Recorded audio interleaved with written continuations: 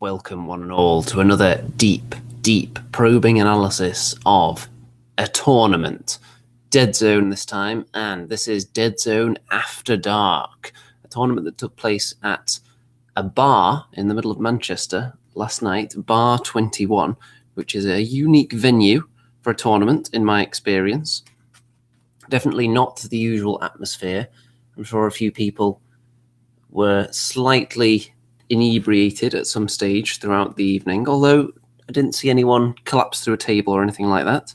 So let's get straight into it, shall we? This is 150 points, and as you can see right here on this starting image, I've got the Rebs.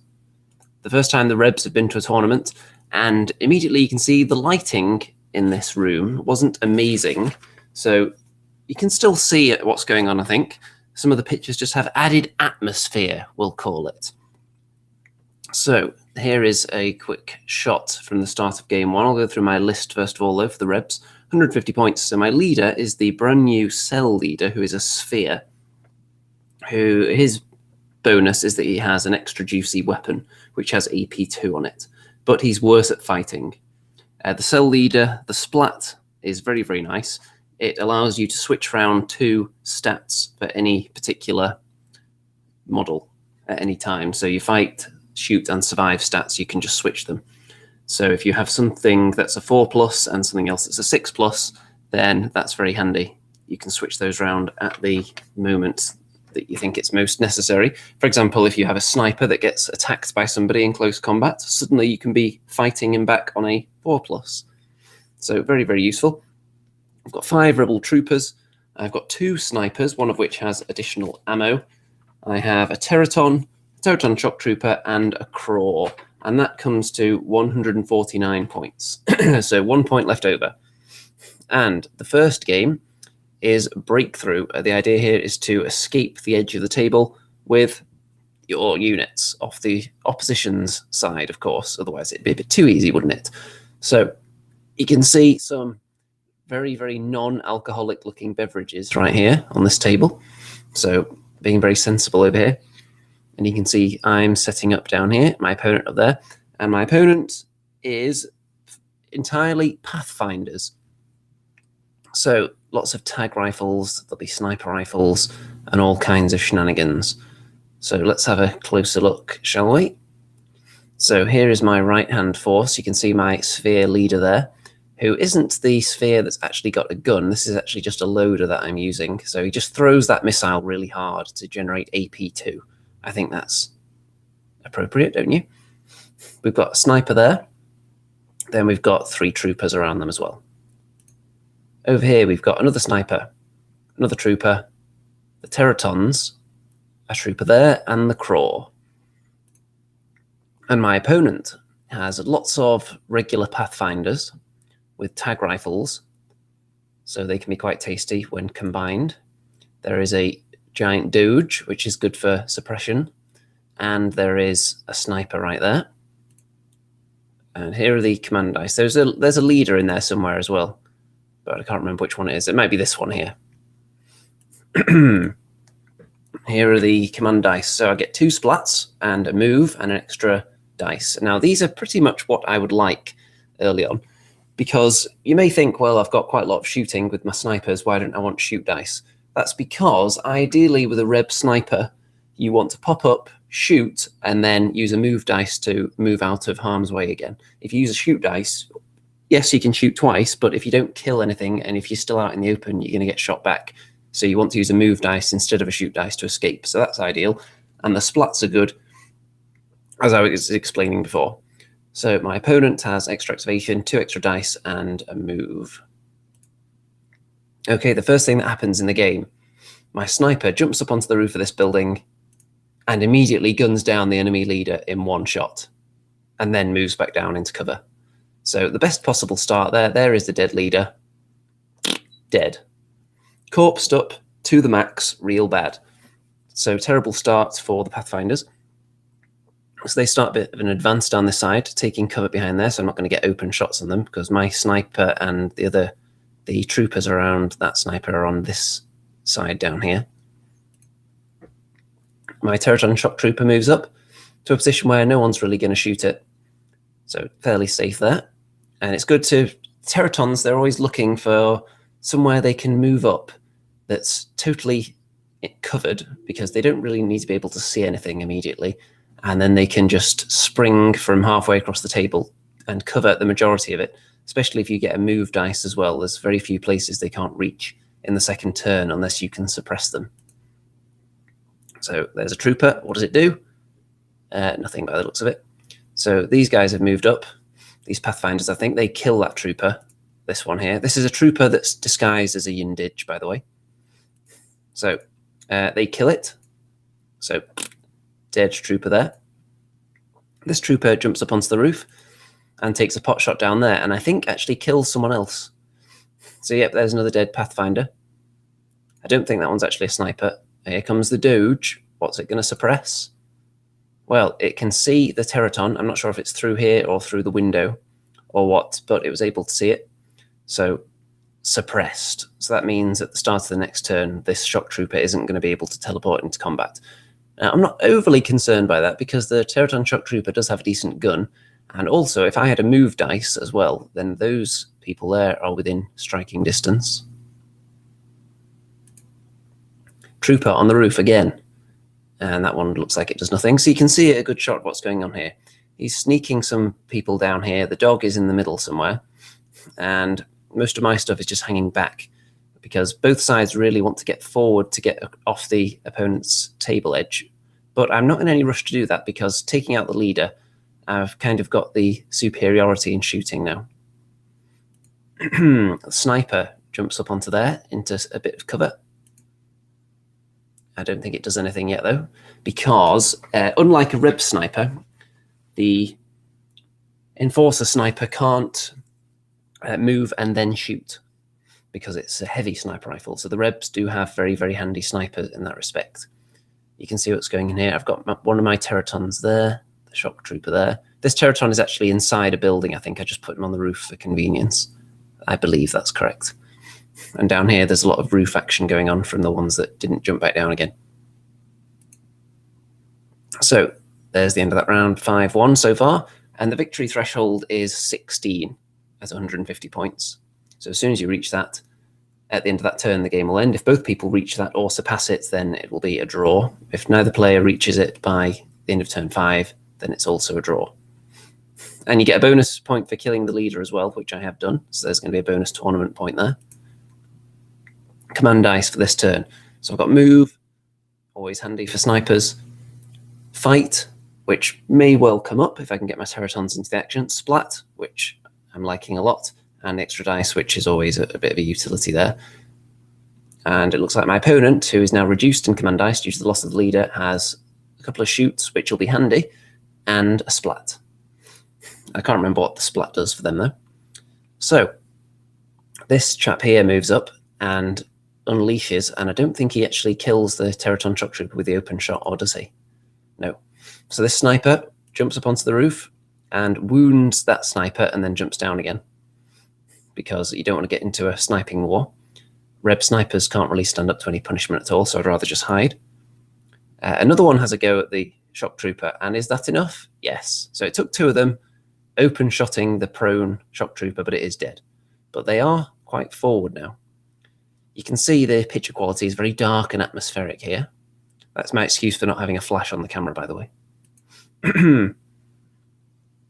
So I've got a lot of people on this roof here who are open to being shot, but I do have quite a lot of numbers there. So the dog moves up there, and who's going to get suppressed? Well, it's this cube here with 2 people in it. It's 2 troopers. My Teraton, though, teleports into this area here and puts a wound on this guy. I think it's just 1 wound rather than 2. I believe that's correct. I'm pretty sure the wound is on him and not on the Teraton, but I'm not 100% sure. Okay, yes, I think it was. Let's see, is there still a wound there? Doesn't look like it. So the Craw comes into the action and finishes off that guy there. So it's looking good so far. Getting quite a few kills. But then this drone thing, which I didn't even spot, I think I thought it was a piece of terrain. This moved in and knocked back this trooper down onto the ground after doing a wound as well. So that's going to be annoying. And my leader's hiding under here at the moment, so I don't want anything attacking my leader. That would be terrible.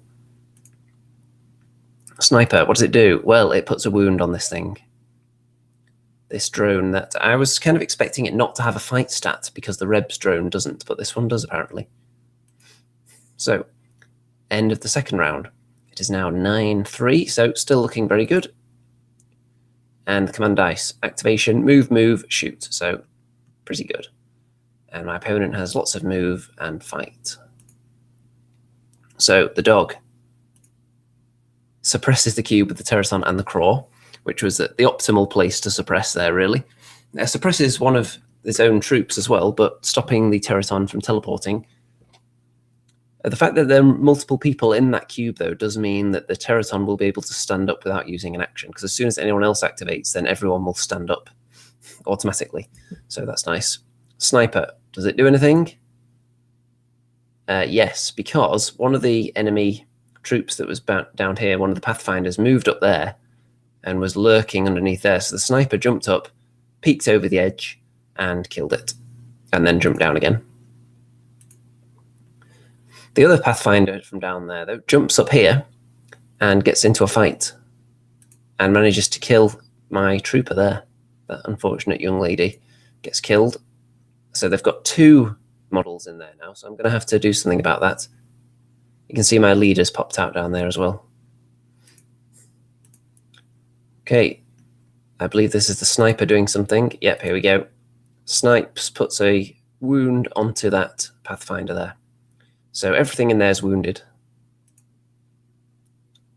And it's the drone thing is dead. So I believe I probably used a shoot dice with my sniper to shoot again and kill that. And you can see, well, you can't really see what's going on here, but there's the dog there. And there is a wounded Pathfinder up there. And my opponent doesn't have much left. I think there's a Pathfinder over there as well, and a sniper on here. So not a lot. So at the end of that round, that was quite a low scoring round. So it's now 11-4 to me. So I only need 5 more points. Command dice. So I've got move, 2 extra dice, and a splat. My opponent, I think, has already used a command dice by this point. So a move and a fight, and the other one's already been used before I took the picture. So the dog and this Pathfinder are able to escape off the table immediately before I do anything. So they rack up some victory points for that. I think between them, they are worth about 5 or 6 victory points or so. So I'm not sure that was really the best move, though, because escaping with all his models isn't going to get a win. So maybe killing stuff would have been better. And this guy moves away from combat successfully. He's on a wound, though, so he's probably going to get killed. My sniper pops up here and guns down the enemy sniper that was already wounded. So that's dead. And this sniper jumps up on the roof here and guns down the Pathfinder that was down there.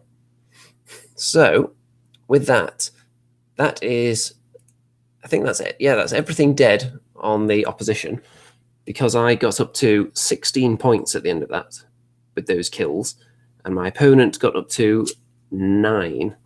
So what I should have done, really, because my opponent had already activated all the models, I could have waited to finish off this guy here, because he already activated. I didn't need to kill him then. I should have moved the Teraton and the Craw, possibly. I'm not sure if the Craw could have made it. Teraton definitely off the table to get me more victory points, which could be important if the leaderboard comes down to a tie at the end.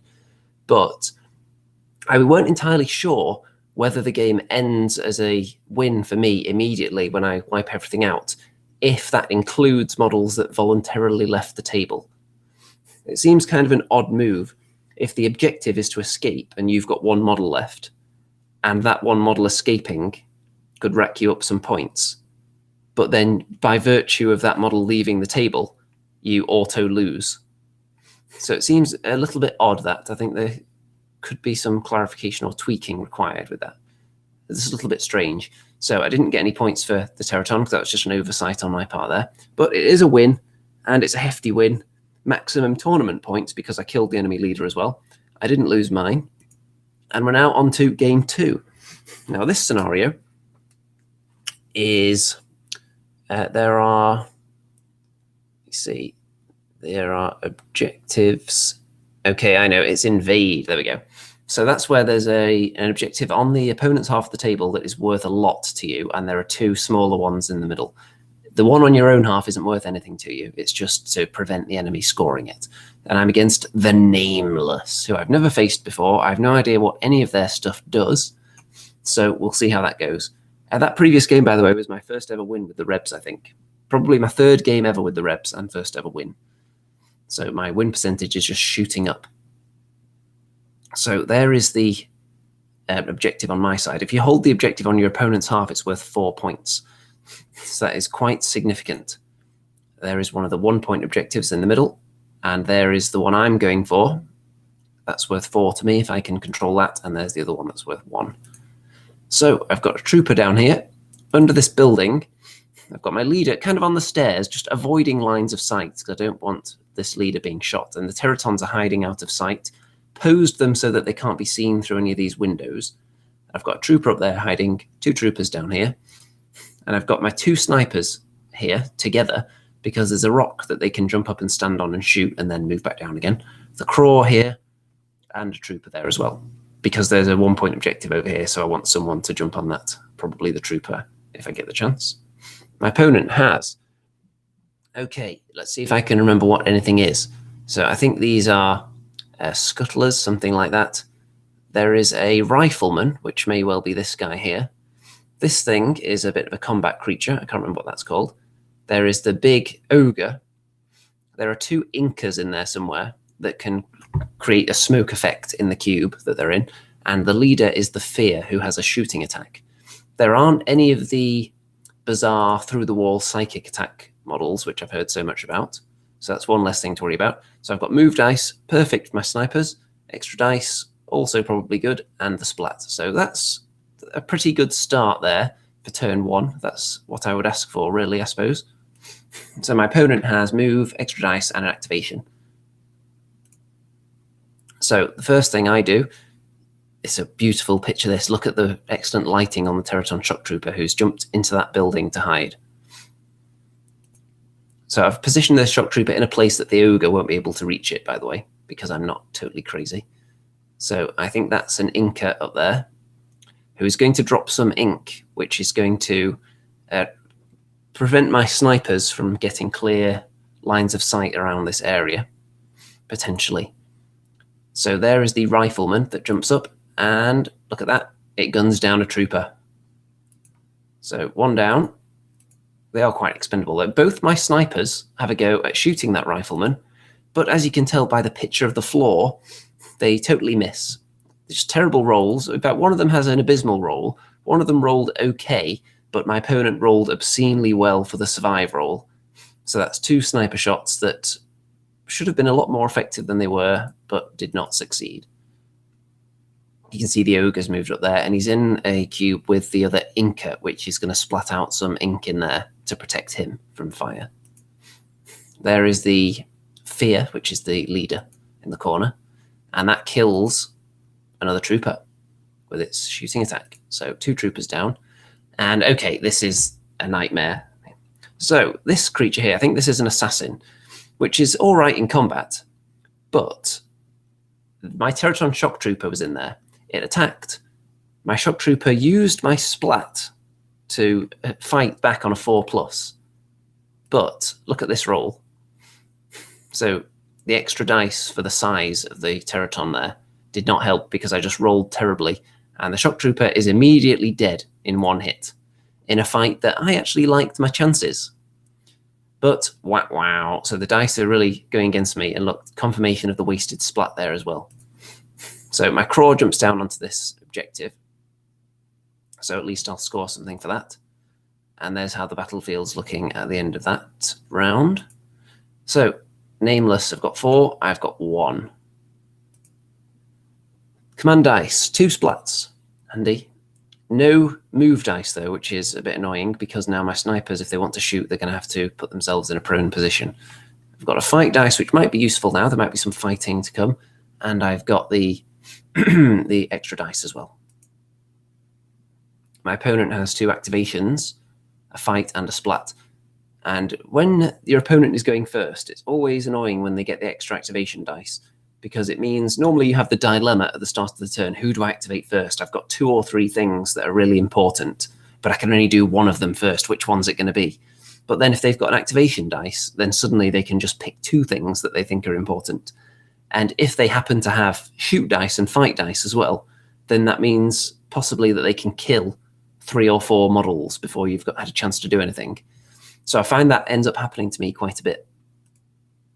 And here the assassin jumps in through the window to attack my leader, but the presence of the Deadzone in there, and I use the splat as well, so my leader fights back on a 4+. But I still take a wound. So in one way, lucky to survive. In another way, probably not that lucky, because I think I should have done better there. This little scuttler or crawler or whatever it's called goes into the craw but gets wounded as a result of that. My Deadzone then fights the assassin with an extra dice for a buddy, an extra dice for size, and has a better fight roll than the assassin. But despite having armor and tough, the Deadzone ends up taking a wound. So yet another terrible roll. Every single dice roll has been absolutely abysmal so far. So then the other one of these little bad boys goes in to attack the craw. I probably should have activated the craw next and tried to finish this thing off before its buddy arrived, but I didn't. I was thinking that if I did that, then something would just be able to shoot the craw without there being a friendly model to make it a harder shot. So that's why I didn't activate it yet. But it ended up getting the craw killed, even though the craw fights on a 4, just another really bad roll. Or a really good roll for my opponent, because it looks like, if those are the dice I rolled, it looks like I've got at least 2 there. Then the rifleman, what does it do? Well, guns down a trooper. So my opponent is racking up the kills here, and I'm failing with every single dice roll. So this trooper is just sitting out in the wind now. But this thing here, what happened here was this trooper moved over here, or I'm not sure if he needed to. It got in a position where it could shoot one of these little suckers and didn't kill it. But they have a special rule where if you shoot them and don't kill them and don't pin them, then they can move a cube for free. So it moved into this trooper, but my one good dice roll of the game, this trooper just punched right in the face, killed it in 1 hit. So my first good dice roll, and it's actually killed the model, but it was by accident because I didn't even intend for that to be an attack. It was just set off by me shooting something. Down here, I've got my sniper in there, trying to shoot this thing. I've got both my snipers in position, trying to shoot this thing, because the sniper bonus will be negated by the friendly models in the queue. But I've got to do something, because if that gets to activate again next round, then it's going to have a chance to kill my leader. So the fear moves up on top of that building, puts a wound on the sniper, which isn't too bad. And there's how it's looking at the end. So there is something, I think there's an Inca sitting on this objective here. And there's this little crawler dude sitting on that objective as well, or scuttler. I can't remember what they're called. I should just look in the rules or something, shouldn't I? Either way, so there's a point scored for that and for that. So I've got 2 so far, and my opponent has 8, so it's not going well. My dice rolls surely have got to turn around at some point, though. Or have they? So I've got move, activate, fight, and splat. A nice little assortment there. I'm sure I can work with that. My opponent has a couple of shoots, extra dice, and a splat. So the first thing my opponent does is activate, and was it me that activated there? I don't recall, but the first thing that's pictured is the Deadzone being wounded in an unlikely failure in combat yet again. Sniper jumps up and totally fails to hurt that guy there. The sniper actually used its ammo at this point and extra dice, I think. Piled up a ton of dice, but did nothing to the enemy leader. It was just a really poor dice roll. Yep, there's a picture of the floor to illustrate how poor the dice roll was there. And then, of course, the rifleman guns down one of my snipers in one go. Although this one was already wounded earlier. And, of course, my leader's dead now as well. So, leader dead.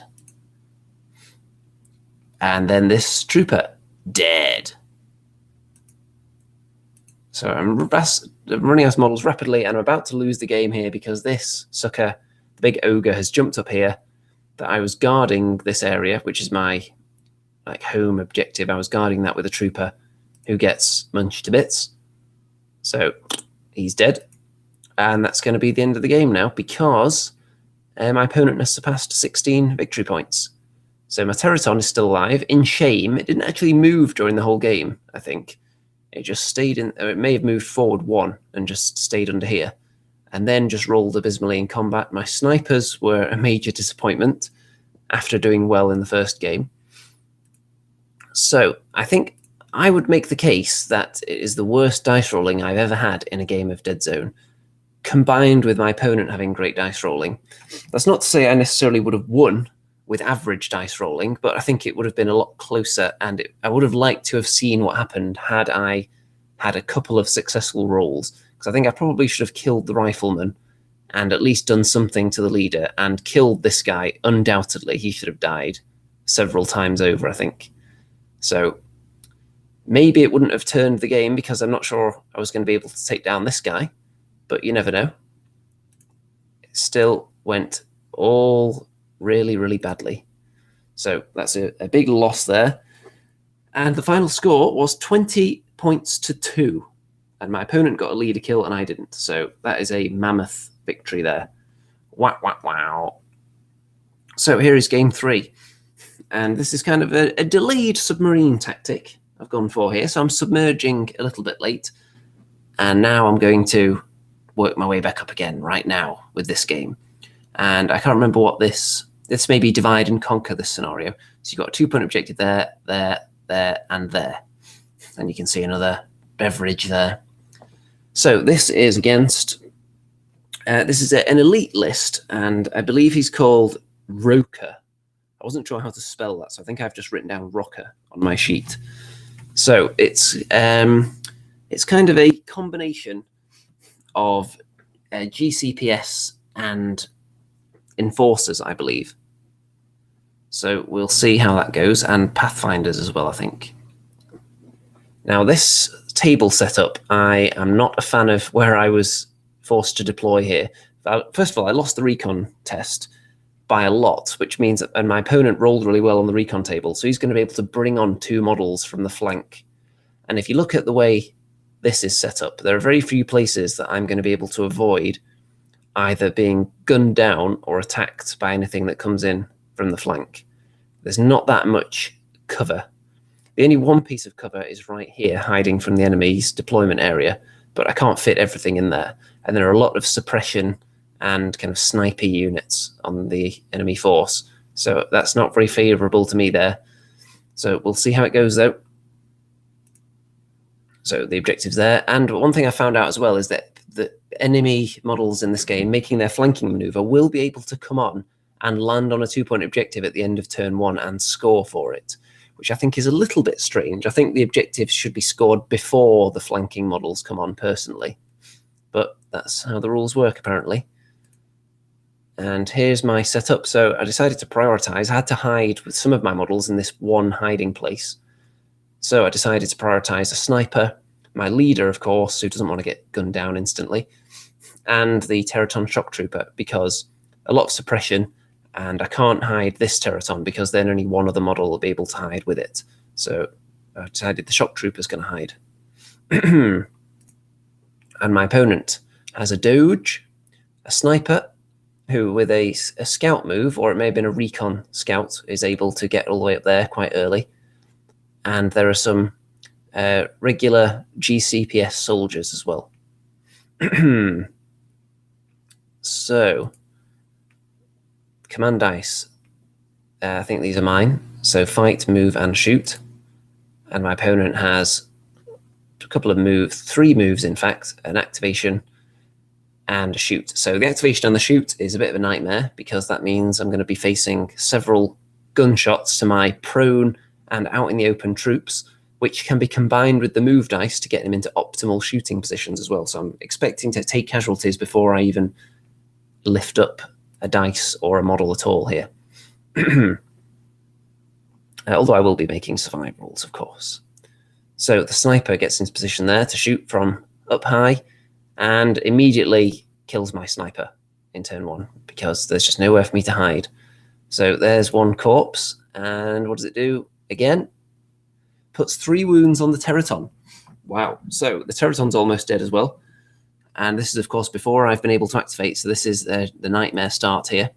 And then the dog suppresses the cube that the Teraton was in.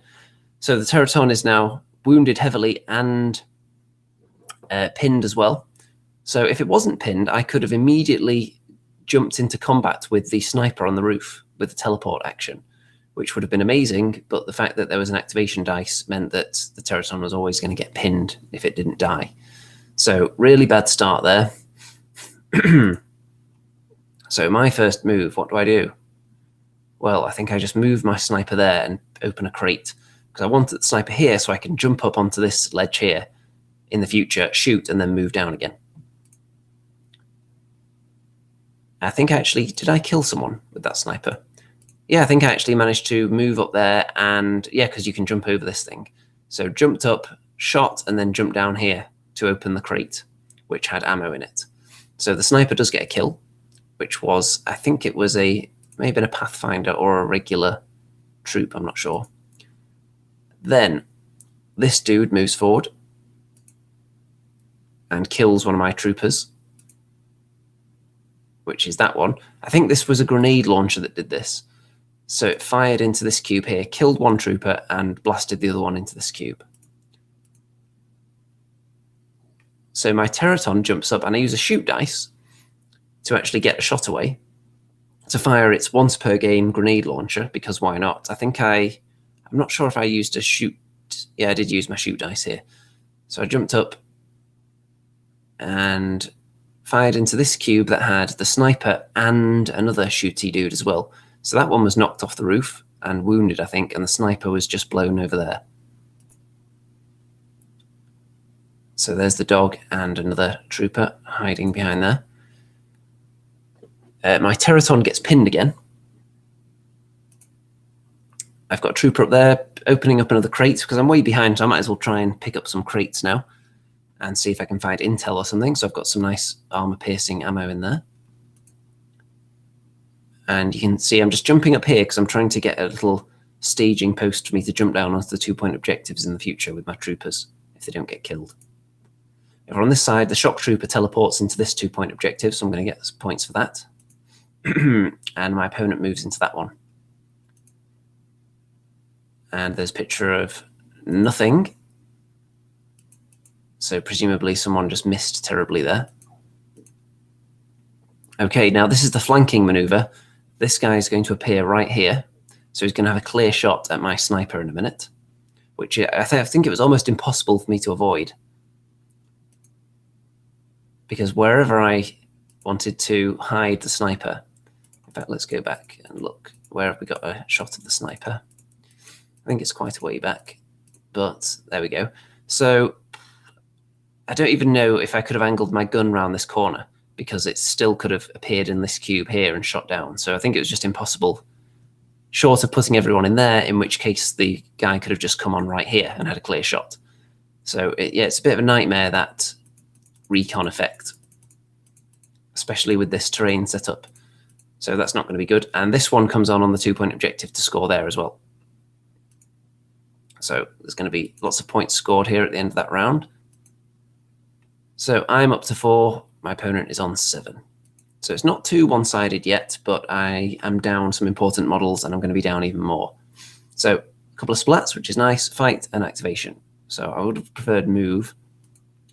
My opponent gets shoot dice and an activation. So 2 shoot dice. That means he's going to be able to fire most likely 4 times before I've activated anything, which is, again, the nightmare situation because there's very little cover on this table. So immediately, this guy clear shots the sniper, puts a wound on it, because I'm able to use my splat to survive on a 4+, so I've got a chance to survive. But then he has another go and kills it. And, oh, what's going on here? It's a human hand. But this guy's moving into this cube here to shoot at the shock trooper. I think that's a flamethrower. So the shock trooper doesn't get wounded, but he is on fire. So as soon as he activates, he's going to possibly take flame damage. Over here, this trooper moves up there. This one jumps into here. And then this dude pops out. And this was I think this was a grenade launcher, maybe. This one blasts the craw off the roof, flies back there. So it's not going to be able to get in combat this turn. And then this guy takes out my trooper. I think my trooper may have kamikazed in there. I'm not sure. I do not recall. And up here, this guy pops out and guns down another trooper, one of mine that was on the roof on the left-hand side up here. So it's just the craw up there now who moves up there after standing up. Over on this side, well, the Teraton shock trooper activated and took fire damage. So that means he counts as activated, so can't do anything. So he couldn't teleport. And the dog comes in and gets a clear shot on him and puts 2 wounds on him. So he's almost dead now as well. So another game that's going very, very badly. Wow. My leader pops up here, takes a shot, puts a wound on this guy, because I need to actually kill this guy or him, or the game's going to be over. Because he's just sitting on too many valuable objectives and has racked up some kills. So I can't kill him, though. So this guy pops out, murders the Teraton that was already heavily wounded. And I'm going to score some points there, maybe, but not going to be enough. And here, I think the dog may just be hiding now. It may have used a move dice to jump back into hiding after shooting. So, there we go. That's a loss. So I got 8 points. My opponent managed to rack up 20, though. So, wow. And I think I was kind of up against it with the area I had to deploy in with no cover against a shooting army with lots of suppression and snipers, and the 2 flanking recon attacks as well were always going to be difficult on this scenario and with this terrain setup. So there's another heavy loss there. So it's not looking good at this stage. I'm in contention for the wooden spoon by this point.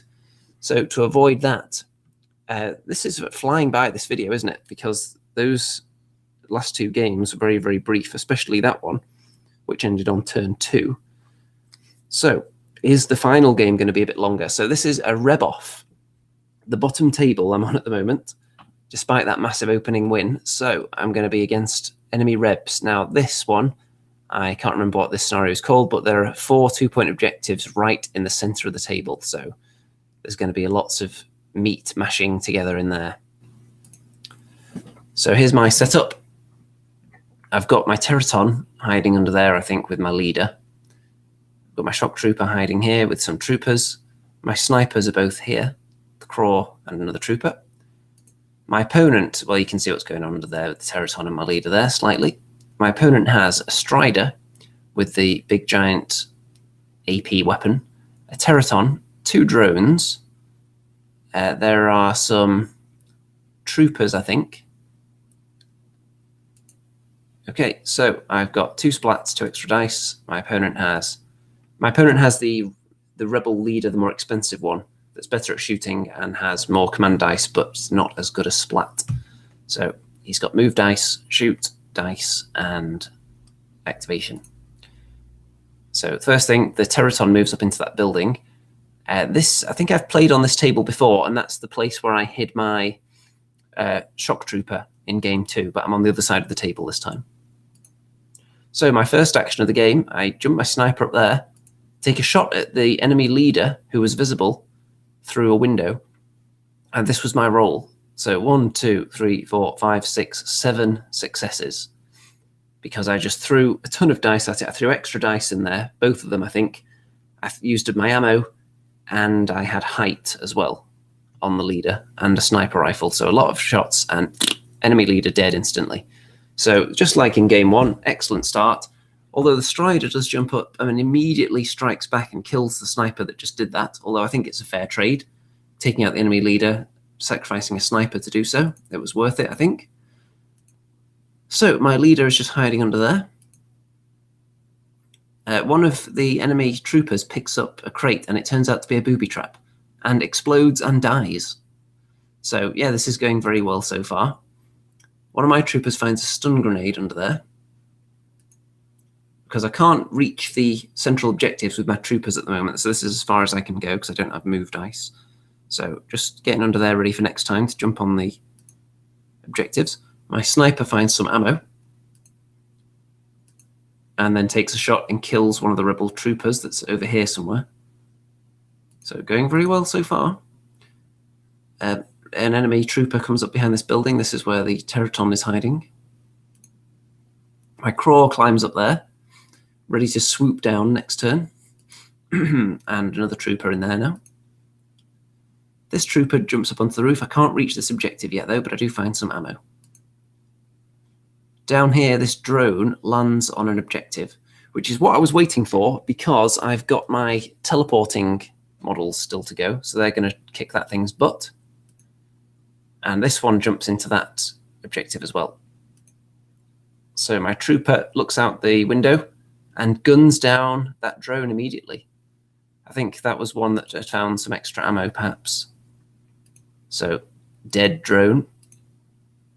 The Sorak that he's got, which I totally forgot existed, jumps up onto there and blasts back this trooper here off this cube into that one. As I said, though, my Teraton shock trooper pounces into this cube here and kills the other drone. So I'm going to score some points for that. There we go. And I've got a trooper hiding under there. You can see that I'm kind of lurking around the back. I don't want to get too out in the open. That's how it looks at the end of that round. So I'm pretty satisfied with how this is going. I don't think my strategy is too complicated. Just waited for the enemy models to go into the middle and then get teleporting units onto them, hopefully. So points scored there. And at the end of round 1, I think I was winning 7-2. I'm not sure if I took a picture of the notebook. So command dice, move, which is always nice for snipers, although I've only got one sniper left now. Handy for Teratons as well. Activation and extra dice. My opponent, who's reduced because of the death of the leader, has a splat, activation, and an extra dice. So yeah, there's the score. So the enemy Teraton pounces in there and puts a wound onto my Teraton shock trooper. And the Sorak climbs down into that cube. So I move up onto the roof with this guy. I think this is a lady, actually, this one, who's going to shoot down onto the Sorak and kills it and be in a position to score a victory point as well. 2 victory points, in fact. The craw swoops down onto there. My Teraton teleports into this cube here, kills one of the troopers, and another one of them takes damage. There's the corpse. So there's how it's looking there. I've scored a lot of points and made a lot of kills. So there's how it looked. And at the end of that round, I am now up to 15 points. So 1 off the victory threshold, which is actually ideal because I want to rack up as many points as possible. So in the next round, I'm going to be able to get a ton. And my opponent's still stuck on 2. You notice how I've put them down as evil rebs as well. Okay, move dice, extra dice, and activation. My opponent gets fight, splat, and shoot. The splat for his leader is awful, though. So the Strider manages to kill one of my troopers, which I'm not concerned about. Teraton kills that final trooper in there. This Teraton kills my shock trooper, though. Wow. But this sniper is able to climb up here and with some skillful positioning was able to get a clear shot on the Teraton from up there, which ended up killing it, which is nice.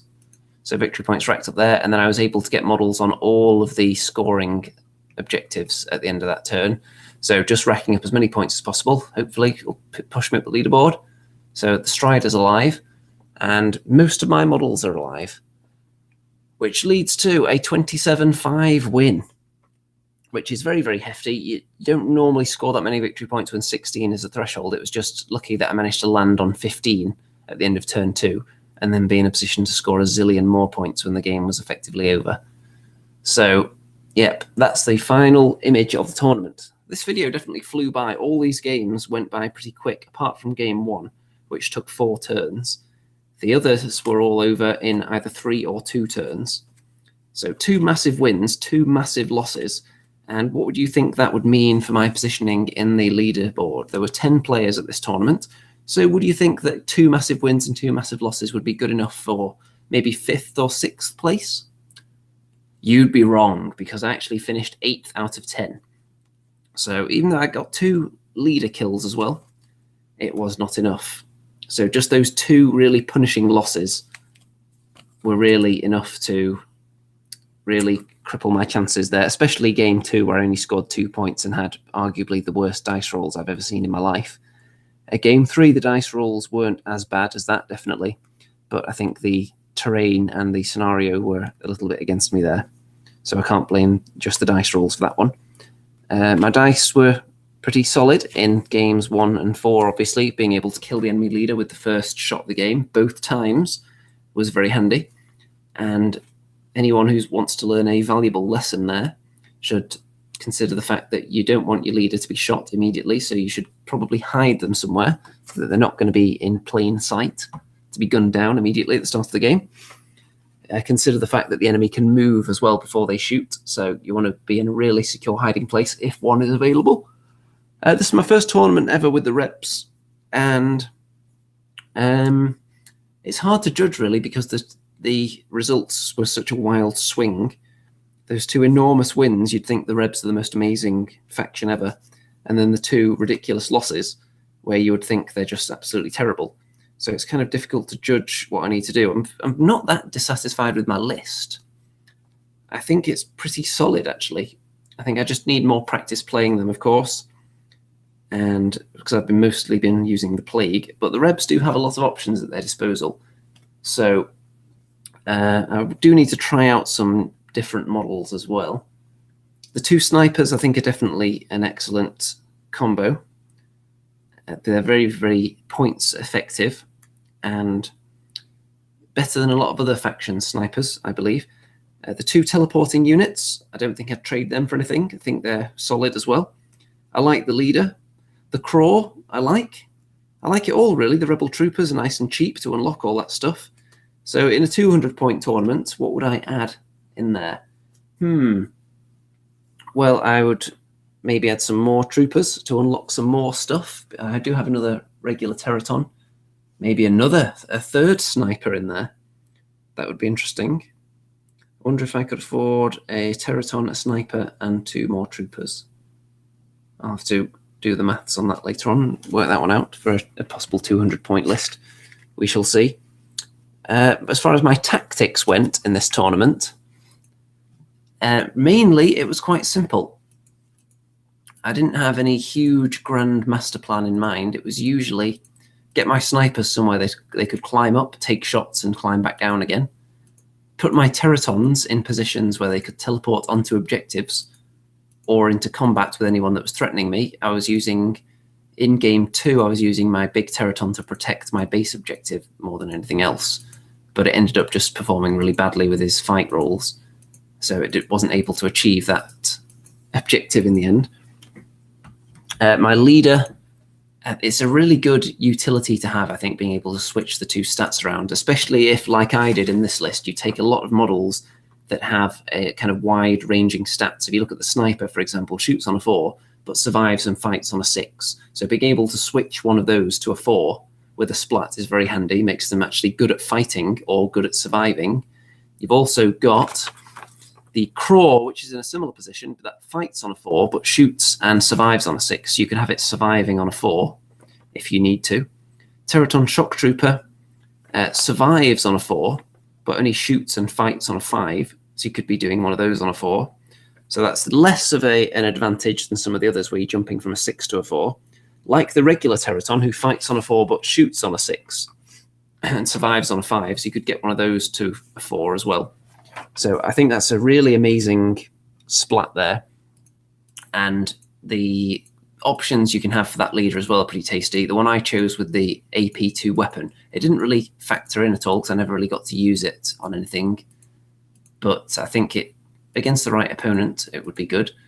There is another one that I like the look of as well. I think it's the Rin cell leader who has armor, which would be very handy because they are a bit squishy, the rebel leaders. So that might be an interesting one. The scenarios here, This is the main one that seemed to work against me. All the others, I think I was in with a decent chance of accomplishing my goals. Even in game 2, where I got totally whooped, I think my list was set up all right for the scenario. I had units that could teleport onto objectives, teleport to defend objectives. The enemy were hopefully coming forward to try and get the high scoring objective, which means that my snipers can come into play. The enemy didn't have too much shooting in that game either. It was just abysmal dice rolling there in game 2. You can't really account for that sometimes. So we're going back through the pictures here. This looks like this video is going to be less than an hour for a full tournament. That's what happens when you have really short games. The number of viewers has been steadily climbing though. I would imagine some of you are starting at the beginning rather than watching my live words though, because obviously there'll be some deep tactical insight you'll be taking from this. With my expertise on the Rebs, even though I'd only played with them twice before. This was a much friendlier tournament than you would normally expect because of the location and the time late at night, and there weren't as many prizes on offer. There weren't as many prizes on offer publicly known beforehand anyway. There were a couple of surprise prizes that came out at the end, which were nice. There was I think it was a Veermin starter set, perhaps, and there was a copy of Guild Ball as well, was a prize. So I didn't know about them beforehand though. So I was using this as an opportunity to get some games in with the Rebs against different opposition, against different factions, because I do like them. I like the way they look. I think the purple looks really cool. And I just wanted to get some more experience with them. So that's what this was being used for. The next tournament, which is the big one, which is WoFCon, in about a month's time, I'm probably going to take Plague to that. And I'm going to take that one a bit more seriously. And it's going to be Murderbird Central, I'm sure. And Plague Swarms all over the place. So you can look forward to seeing that. And before then, I'll try and get a couple of practice games in as well. And if I'm going to do any more battle reports for Deadzone, I'm not sure whether I'll just do them in this format or whether I will just record dice rolls. I find those a bit of a nightmare to edit though, and I don't have as much time for editing as I did in the past. And it doesn't seem to increase the number of views particularly. In fact, it doesn't increase them at all. Regardless of what kind of editing I use and what kind of format the battle report is, the number of views and likes and comments seems to be exactly the same. So there you go. Right, we're back to the original image. Deadzone tournament report. I don't know why I chose this guy for the thumbnail, because he didn't really do anything in that position. So it was a fun experience though, and the location, it was nice in that there was food and drinks available right there. So I was able to get some extra tasty fries and several non-alcoholic beverages. And not everyone was as restrained as me, obviously. So any last minute comments anyone who's been watching this live wants to make before I wrap this one up, then drop them in there quick before I close down this video. And if anyone has any advice, either giving me advice on the Rebs, anyone that's maybe more of a veteran with them than I am, then let me know. Anyone that wants my advice on the Rebs, now that I've played a total of about 6 games with them, then feel free to ask questions as well, and I will reply to those as best I can using my wealth of knowledge that I have accrued over the last 24 hours or so. And let me know what you'd like to see with Deadzone in the future. Do you want to see battle reports in this format, or do you really prefer the kind of live dice rolling and edited versions? I'm going to be working on my Deadzone terrain before WoFCon, because I want to... My terrain was at this tournament, but I didn't play on it. So I didn't take the board, though, just the actual buildings, and put them on a regular mat, because it was more difficult to carry the full board around the centre of Manchester. So I'm going to be applying some stencils to my terrain over the next couple of weeks. I just bought some from TT Combat, and I'm hoping to get some posters on them as well, because I think that looks very cool. So hoping to get it extra spicy, extra juicy, extra succulent terrain goodness ready for that event. And Ross comments, the pizza was great, apparently. And yes, there were people singing at the tournament, and they weren't that great. I would put them below Steven Seagal in the vocal stylings department, certainly. Okay, time to wrap this one up, I think. Again, any last minute questions, drop them in the permanent comments now, and I will reply to those. If you want to congratulate me for my 8th place finish out of 10, then go ahead. I feel I could kind of survive that, though, after winning the last tournament with my plague. But I would like to flesh out my Deadzone dog tag trophy collection a bit, though. Maybe a 2nd or a 3rd place would look good next to that 1st place. It is strange how it works out that I've got a Deadzone. The only prize I've got for Deadzone is just a 1st place. And Kings of War, which I've played a lot more than Deadzone, I have a 2nd and a 3rd place. So, yeah, interesting how these things go, isn't it? Okay, time to wrap this one up. Don't forget to look at all the links in the description, including the various social media and such. And people occasionally like to throw money at me as well. There's a couple of links down there to support the channel, as people say. Right, there's only one thing left to say, I think, and that is, good night out there, whatever you are.